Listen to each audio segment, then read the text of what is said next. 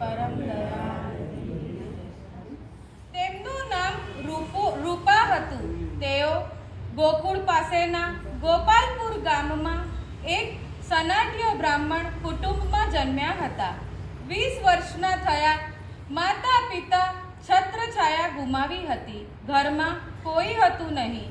ગોકુળ આવી શ્રી ગુસાઈજીના સેવક થયા અને સેવા માંગી. શ્રી ગુસાઈજીએ આજ્ઞા કરી, તમારું શરીર સશક્ત છે, માટે તમે શ્રીનાથજીના મંદિરની ચોકી કરો અને શ્રીનાથજીનો મહાપ્રસાદ લેજો. ત્યારથી તે રૂપા પોળિયો તરીકે જાણીતો થયો. તેઓ શ્રીનાથજીના મંદિરની ચોકી સાવધાનીથી કરે. દર્શન સિવાયના સમયે બપોરે અને રાતે ખાસ ધ્યાન રાખે. એક દિવસ બપોરે શ્રીનાથજીએ રૂપાને લાત મારીને જગાડ્યો અને આજ્ઞા કરી, મને ભૂખ લાગી છે. તત્કાલ રૂપો દોડીને શ્રી ગુસાઈજી પાસે ગયા. શ્રી ગુસાઈજી પોઢ્યા હતા. તેમને જગાડી બધી હકીકત કહી. શ્રી ગુસાઈજી તરત જ સ્નાન કરી મંદિરમાં પધાર્યા. ફરી સામગ્રી સિદ્ધ કરી શ્રીનાથજીને ભોગ ધર્યો. શ્રીનાથજી રૂપાને આવા અનુભવ વારંવાર કરાવતા.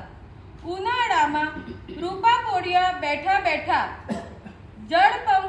ઝડપ પંખાની દોરી ખેંચે. રૂપા પોળિયાએ શ્રીનાથજીની સેવા ઘણા વર્ષ કરી. પછી તેમનો દેહ છૂટ્યો. વૈષ્ણવે તેમનો અગ્નિ સંસ્કાર કર્યો.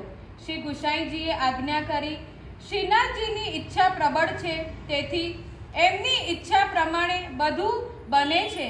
વૈષ્ણવ આ વાત સમજી શક્યા નહીં. એક દિવસ શ્રી ગુસાઈજી ગોવિંદ કુંડમાં સ્નાન કરી ગોવર્ધન પર્વત પર મંદિરમાં પધારતા હતા. ત્યારે એક કૂતરો શ્રી ગુસાઈજી સામે આવ્યો. શ્રી ગુસાઈજીના ચરણારવિંદને સ્પર્શ કરવાનો પ્રયત્ન કરતો હતો. સાથેના વૈષ્ણવો લાઠી લઈ તેને મારવા લાગ્યા. તેના શરીરમાંથી લોહી નીકળ્યું, છતાં તે કૂતરો ત્યાંથી હટ્યો નહીં. ત્યારે શ્રી ગુસાઈજીએ વૈષ્ણવોને આજ્ઞા કરી, તમે એને મારશો નહીં, તમે દૂર રહો. શ્રી ગુસાઈજી પોતાની દિવ્ય દ્રષ્ટિથી એ કૂતરાના આત્માને ઓળખ્યો. તેમણે પોતાના ચરણારવિંદનો તેને સ્પર્શ કરાવ્યો. તેના માથા ઉપર પોતાના ચરણારવિંદ ધર્યા. તે જ વખતે તે કૂતરાનો દેહ છૂટ્યો. તેના મુખમાંથી તેજનો પુંજ નીકળ્યો અને શ્રી ઠાકોરજીના ચરણારવિંદમાં વિલીન થયો. શ્રી ગુસાઈજીએ વૈષ્ણવોને આજ્ઞા કરી, તમે આના અગ્નિ સંસ્કાર કરી તમને કંઈક બાધક થશે નહીં. કરી આવો, તમને ક્યાંક બાધક થશે નહીં. શ્રી ગુસાઈજી ફરી સ્નાન કરી મંદિરમાં પધાર્યા. સેવા પહોંચી બેઠકમાં પાછા પધાર્યા. ત્યારે વૈષ્ણવે વિનંતી કરી, મહારાજ, આ કૂતરો પૂર્વ જન્મ કોણ હતો? કયા અપરાધથી તેને આ યોનિ પ્રાપ્ત થઈ? વૈષ્ણવો સાંભળો. આ કૂતરો પૂર્વ જન્મમાં શ્રીનાથજીના મંદિરનો દ્વારપાળ હતો. એનું નામ રૂપા પોળિયા હતું. એક દિવસ તે શ્રીનાથજી માટે રાજભોગ આરતીની દિવેટો તૈયાર કરતો હતો. તે દિવેટો ઘીમાં બોળવા માટે તે ભંડારમાંથી ઘી લઈ આવ્યો. ઘીને ગરમ કરી તેમાં દિવેટો ભીંજવવા લાગ્યો. બધી દિવેટો ઘીમાં ભીંજવી. તેણે માટીથી હાથ ધોઈ નાખ્યા, પરંતુ અજાણતામાં તેના જમણા હાથના નખમાં ઘીની કંઠ ચોંટી રહી. પછી તે મહાપ્રસાદ લેવા બેઠો. રસોઈયાએ ગરમ કઢી પીરસી. હાથ કઢીમાં બોળતા ઘીના કણ ગરમ કઢીમાં પીગળી ગયા. શ્રીનાથજીનું અસમર્પિત ઘી તેના પેટમાં ગયું. તે અપરાધથી તે કૂતરાની યોનિને પામ્યો. શ્રી ઠાકોરજીનું દ્રવ્ય આવું છે, માટે સાવધાન રહેવું જોઈએ. તેને કૂતરાની યોનિ મળી, પરંતુ શ્રી ઠાકોરજીની ઘણી સેવા કરી હતી, એટલે તે પૂર્વજન્મનું જ્ઞાન હતું. તેથી તે શ્વાન યોનિમાં પણ પર્વત નીચે શ્રીનાથજીની ધજાની સન્મુખ બેસી રહેતો.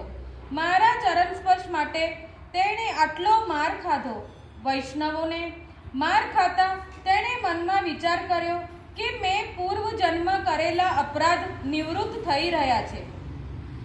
વૈષ્ણવો અંદર અંદર વિચાર કરવા લાગ્યા કે આપણે આવા વૈષ્ણવને માર્યો, અજાણતામાં આપણે પણ અપરાધ કર્યો. આપણે તો એમ સમજીને કૂતરાને માર્યો કે શ્રી ગુસાઈજીને અડકશે તો શ્રી ગુસાઈજીની અપરાધ છોવાશે. શ્રી ગુસાઈજીએ વૈષ્ણવને આજ્ઞા કરી, તમે મનમાં કોઈ પ્રકારની ચિંતા કરશો નહીં. જે થયું તે મારી ઈચ્છાથી થયું છે. તેને માર પડ્યો તે તેના અપરાધનો દંડ હતો, કારણ કે તેનાથી એક બીજો અપરાધ પણ થયો હતો. તે શ્રીનાથજીનો દ્વારપાળ હતો. શ્રીનાથજીને દર્શન આવતા કોઈ વૈષ્ણવ તેને દર્શન બાબતે પૂછતા તો તે ગુસ્સે થઈ જતો, ગુસ્સામાં જવાબ આપતો. તેણે વૈષ્ણવનો અપરાધ પણ કર્યો હતો, એટલે શ્વાન યોનિમાં વૈષ્ણવનો માર ખાધો. હવે તે શ્રીનાથજીના ચરણારવિંદને પ્રાપ્ત થયો છે. આથી વૈષ્ણવે હંમેશા વિચારીને બોલવું. ઉજળા કપડાને જલ્દી ડાઘ લાગે છે, ગંદા કપડાને લાગતા નથી. સિદ્ધાંત નવનીત. આ વાર્તામાં વૈષ્ણવી જીવન માટે લાલ લાઈટ જેવી છે. વૈષ્ણવે શાનાથી બચવું એનો ઉપદેશ આ વાર્તામાંથી મળે છે. શ્રી ઠાકોરજીની સમર્પિત વસ્તુ, સામગ્રી, દ્રવ્ય વગેરેથી હંમેશા દૂર રહેવું. અજાણતામાં પણ શ્રી ઠાકોરજીનું દ્રવ્ય પેટમાં જાય તો આટલો મોટો અપરાધ લાગે છે. બાકી શ્રીનાથજીના કૃપાપાત્ર રૂપા કોડિયા જેવા ભગવદીઓની આવી ગતિ સર્વથા થાય નહીં. આ ઘટના પરથી વૈષ્ણવે બોધ લેવો. વૈષ્ણવે પોતાની વાણી મધુર અને કોમળ રાખવી. અન્ય વૈષ્ણવો સાથે તોછડાઈથી ગુસ્સે થઈ વાત ન કરવી. તેમ કરવાથી પણ અપરાધ લાગે છે અને બીજી યોની આવે છે. શ્રી ગુસાઈજી પરમ દયાલ કી જય.